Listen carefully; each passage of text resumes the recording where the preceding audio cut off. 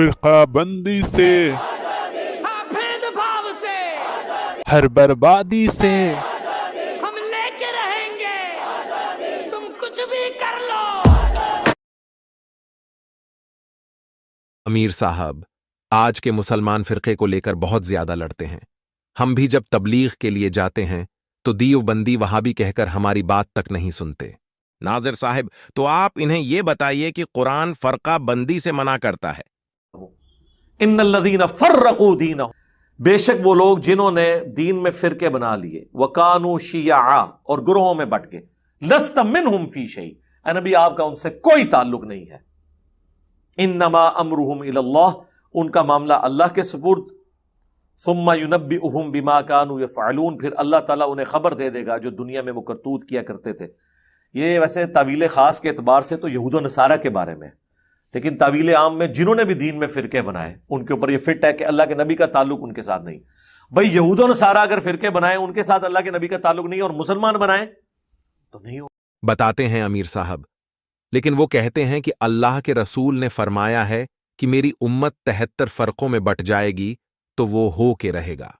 تو انہیں سمجھائیے کہ اس حدیث میں بھی تو منع ہی کیا گیا ہے۔ کیسے امیر صاحب؟ دیکھیے اس حدیث میں بتایا گیا ہے کہ 73 میں سے 72 فرقے جہنم میں جائیں گے سوائے ایک کے۔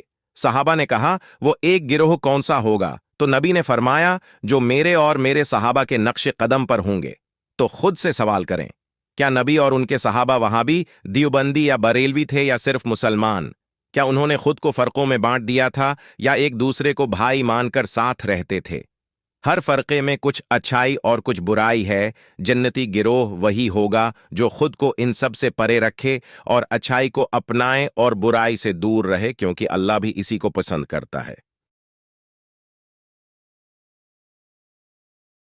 ان الذين آمنوا وعملوا الصالحات واقاموا الصلاة وآتوا الزكاة لهم اجرهم عند ربهم ولا خوف عليهم ولا هم يحزنون۔ جو لوگ ایمان لائے اور نیک عمل کرتے اور نماز پڑھتے اور زکوٰۃ دیتے رہے، ان کو ان کے کاموں کا صلہ اللہ کے ہاں ملے گا، اور قیامت کے دن ان کو نہ کچھ خوف ہوگا اور نہ وہ غمناک ہوں گے۔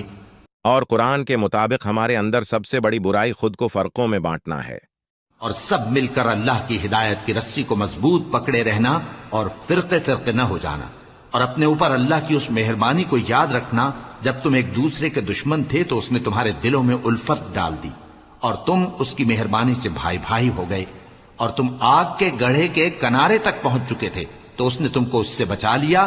اس طرح اللہ تم کو اپنی آیتیں کھول کھول کر سناتا ہے تاکہ تم راہ راست پر رہو۔ میرے دوست نے بہت خوب فرمایا ہے کہ نہ میں وابی نہ میں بابی، میں ہوں مسلم علمی کتابی۔